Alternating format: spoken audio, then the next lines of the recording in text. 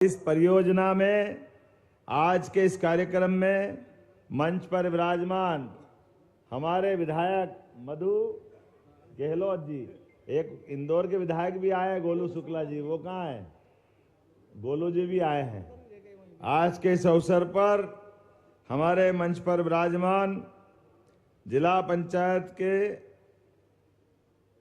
अध्यक्ष मुन्ना भैरू सिंह जी, कहाँ है मुन्ना भैरू सिंह जी?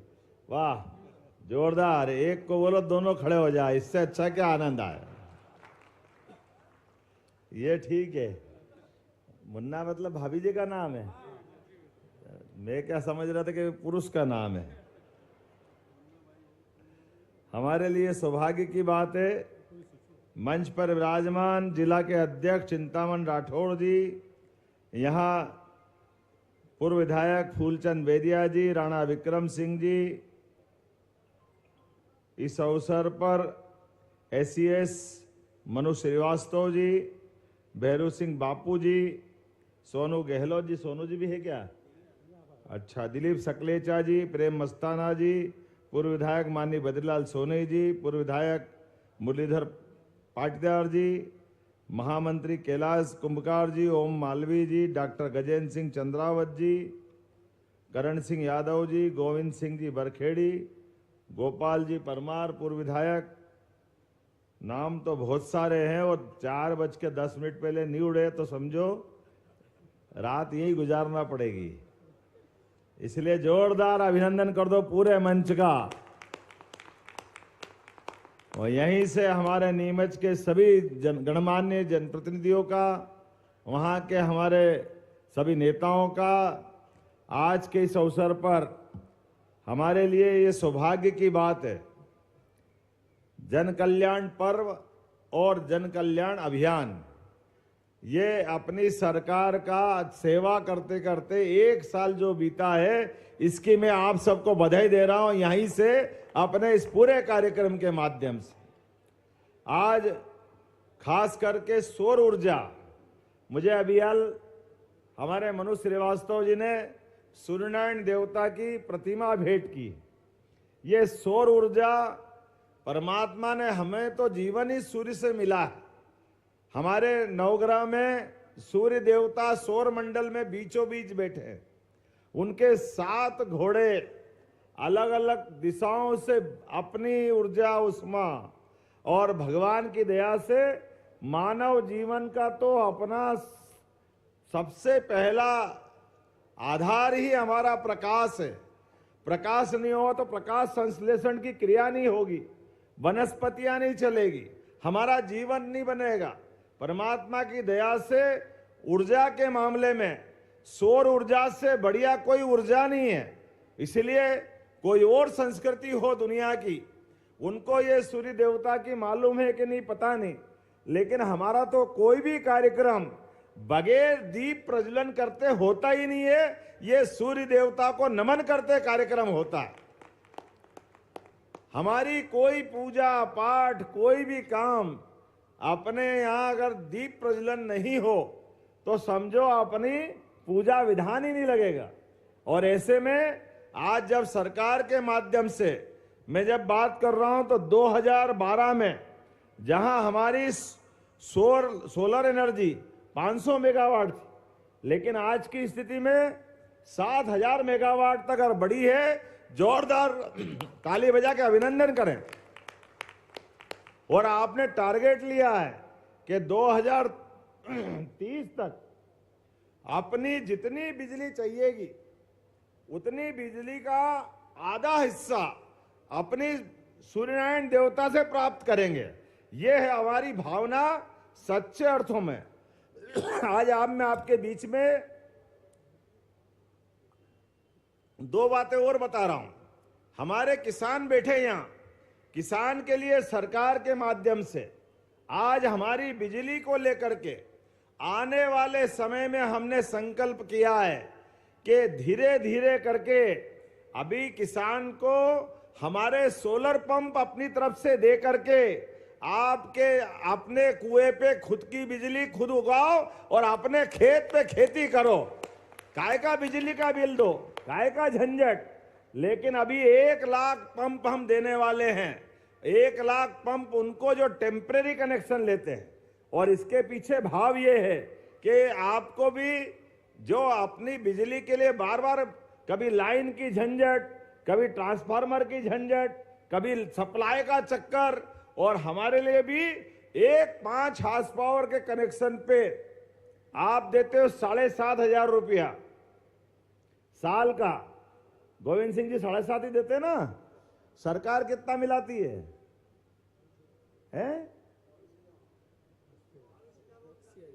कितनी? 53,000 रुपया पंप मिलाना पड़ता सरकार को। आप 7,000 मिलाते हो, 7,500, और 53,000 रुपया एक 5 हार्स पावर के कनेक्शन पे सरकार का 53,000 रुपया लगता है। अब आप बताओ, आपको बिजली कितनी सस्ती दे रहे हैं? जरा ताली वाली बजा के तो बताओ कितनी अच्छी बात कर रहे हो। लेकिन हमारा तो प्रयास है आने वाले 3 साल में किसी भी किसान को ये 7,000 भी ना देना पड़े और सब सोलर पंप से अपनी बिजली खुद उत्पन्न करे। इस दिशा में हम आगे बढ़ रहे हैं। किसान के हाथ में अगर 2 पैसे आए तो वो बेहतर ही करता है। आज यशस्वी प्रधानमंत्री के लिए जोरदार अभिनंदन करो नरेंद्र मोदी जी को लेकर, जिनके माध्यम से किसान के खाते में 6,000 और 6,000 अपनी सरकार के माध्यम से किसान सम्मान निधि आती कि नहीं आती है? जोरदार अभिनंदन करो इस बात के लिए। किन किन के खाते में आती है? हाथ खड़े करके बताओ। बहनें भी हाथ खड़े कर रही है, आपके भी हाथ में आती है। अरे आप तो लाडली बहना के नाम से खड़े करो जिनके खाते में आते हैं। लाडली बहनाओं के हाथ में आते हैं पैसे, भाइयों के किसान के हाथ में आते हैं। और आप चिंता मत करो, ये हमारे विरोधी लोग रोज चटनी बांटते हैं, मिर्ची पीसते हैं। काय के लिए दे रहो? क्यों दे रहो? पैसे उड़ा रहो? अरे हमारे किसान भाइयों को और बहनों को नहीं देंगे तो सरकार चलाना बेकार है। क्यों नहीं देना चाहिए? जरूर देना चाहिए। सरकार के माध्यम से गरीब आदमी के जीवन में भी अगर बदलाव आता है, बहनें तो अपने पास के पैसे का कितना सदुपयोग करती है, ये किसी से छिपा है क्या? ये भाई लोग तो कभी और कहीं भी जाके खर्चा कर देंगे, लेकिन बहनें कभी अपने पैसे को नहीं उड़ाती। अपने पेट को काट कर भी घर के लिए पैसा देती है। हमने तय किया है कि आज हमारे पास धीरे धीरे करके 1-1 इंच सिंचाई के लिए करते हुए सारी की सारी खेती, अभी 48 लाख हेक्टेयर मध्य प्रदेश की भूमि पर सिंचाई हो रही है। हमने तय किया है 1 करोड़ खेती, 1 करोड़ हेक्टेयर, डबल का आंकड़ा। कोई सोच सकता है ऐसा? अरे किसान परिवार के लिए केवल खेत पे पानी दे दो, बिजली दे दो, उसके बाद तो किसान अपने आप को भगवान की तरह मेहनत करके लोगों को धनवान बनाता है। गरीब आदमी हो, मेहनत कश हो, सबको काम अगर मिलता है तो खेती किसानी से मिलता है। अब अपनी खेती किसानी के लिए यशस्वी प्रधानमंत्री के माध्यम से विश्व का पहला नदी जोड़ो अभियान, मुझे इस बात की प्रसन्नता है आप पार्वती, काली सिंध, चंबल तीनों के इलाके में हो। तीनों के इलाके में है ना? आपको भी आपके 1-1 खेत को पानी दिलाने के लिए हमारी सरकार प्रयास करेगी। कोई गांव बाकी रहने वाला नहीं है। सबके जीवन में बदलाव आना चाहिए।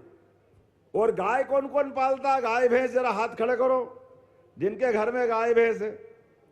आप चिंता मत करना, आने वाले समय में अपनी सरकार के माध्यम से जैसे गेहूं पे, धान पे अपना बोनस देते, ऐसे दूध खरीदने पे भी बोनस चालू करने वाले, दूध खरीदने पे भी।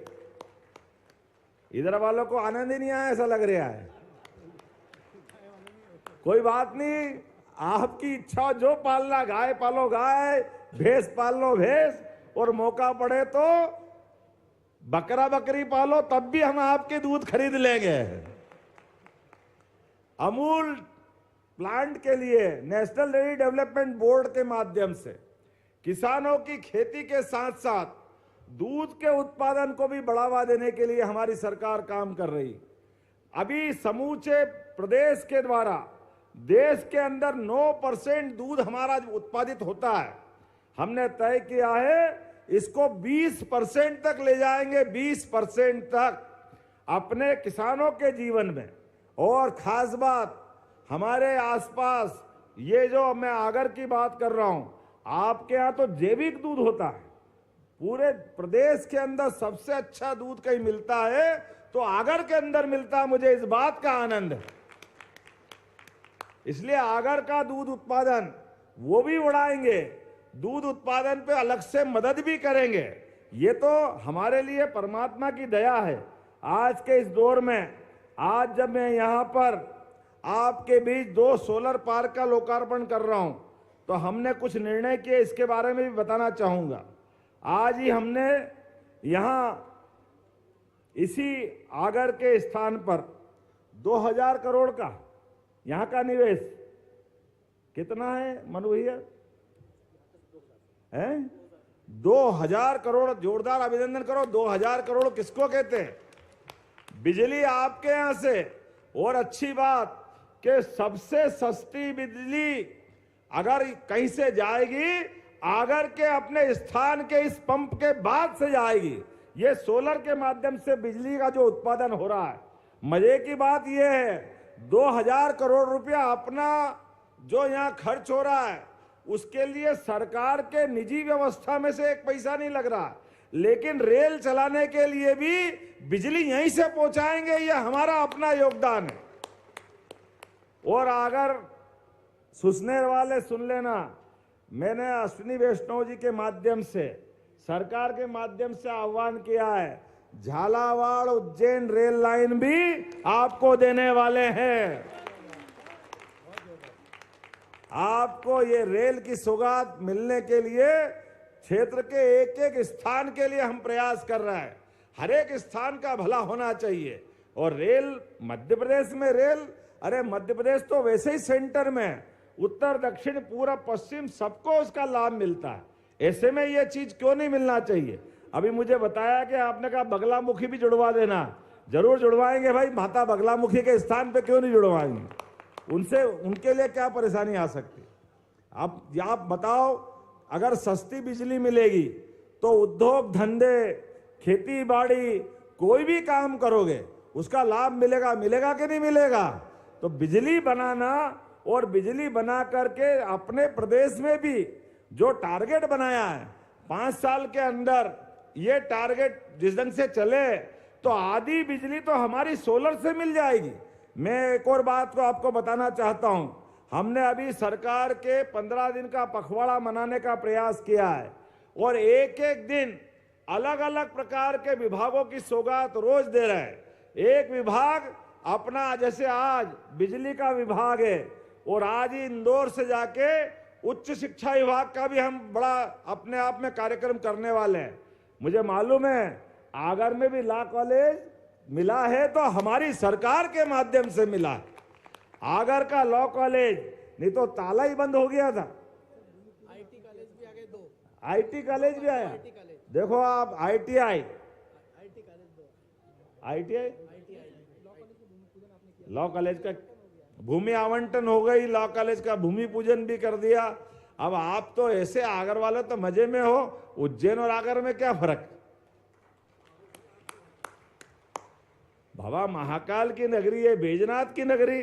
और मैं आपके माध्यम से बता रहा हूं, प्रदेश में जिस प्रकार से विकास के कामों की अपने गति चली है, आप बताओ, रीजनल इंडस्ट्री कॉन्क्लेव, आप चिंता मत करना, बहुत जल्दी आगर जिले में भी बड़े बड़े उद्योग आने वाले हैं। उसके माध्यम से एक नई करवट लेगा समय। आने वाले समय में हमारे इस पूरे क्षेत्र के अंदर लगातार इंडस्ट्री बढ़ाने के लिए बड़े उद्योग, मध्यम श्रेणी के उद्योग, लघु उद्योग, कुटीर उद्योग, सब प्रकार के कामों को बढ़ाने के लिए हमारी सरकार आगे लग रही है। और इसी के कारण से अभी हमने लगातार अभियान चलाया है। आज मैं बताना चाह रहा हूं, 25 तारीख को स्वर्गीय भारत रत्न अटल बिहारी वाजपेयी जी के माध्यम से, जैसे हमारा मालवा ये नदियों के कारण से, सिंचाई के कारण से हमारा मालवा माल वालों का है। थोड़ा हमको मानते मालवा मतलब माल वाला, और माल वाला मतलब भगवान की दया है, अपने जिंदगी आराम से गुजारता है। लेकिन बड़े दुर्भाग्य के साथ कहना पड़ रहा है, लंबे समय तक कांग्रेस की सरकार ने बुंदेलखंड और चंबल को वंचित रखा। वहां बड़ी बड़ी नदियां थी, केन बेतवा नदी बुंदेलखंड की तस्वीर बदल सकती थी। चंबल, काली सिंध, पार्वती जोड़ करके 20 साल तक राजस्थान के साथ मुकदमेबाजी चलाते रहे कांग्रेस के लोग। सुप्रीम कोर्ट, हाई कोर्ट, पता नहीं क्या क्या नाटक है। इनके दिमाग में अच्छा काम आता ही नहीं है, जो आता उल्टा ही उल्टा आता है। लेकिन मैं बताना चाहूंगा, मोदी जी के लिए जोरदार धन्यवाद करो, नरेंद्र मोदी जी के लिए, जिनके माध्यम से आगर, उज्जैन, इंदौर, शाजापुर, राजगढ़, गुना, शिवपुरी, मुरैना, ग्वालियर, श्योपुर, भिंड, ये सारे जिलों के अंदर नदी की धारा समय के साथ बदलने वाली है। पार्वती, काली सिंध, चंबल योजना के माध्यम से इसी महीने की 17 तारीख को माननीय मोदी जी के साथ जयपुर में हमने भूमि पूजन किया। ये पूरा क्षेत्र बदलने वाला है, पूरा आनंद में डूबने वाला है।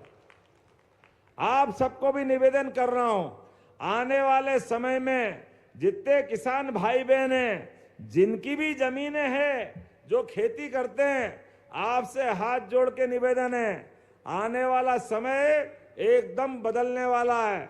इसलिए अपनी जमीन मत बेचना। जमीन धरती माता है, अपने बाप दादा अपने को देगा तो इसको संभाल के रखना है, ये जवाबदारी हमारी है।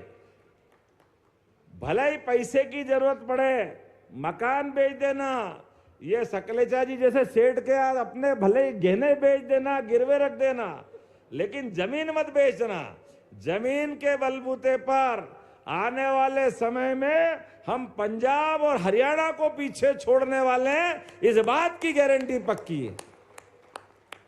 एक एक इंच जमीन का खेती के लिए सदुपयोग करते हुए सारी जिंदगी बदलने का समय आने वाला है।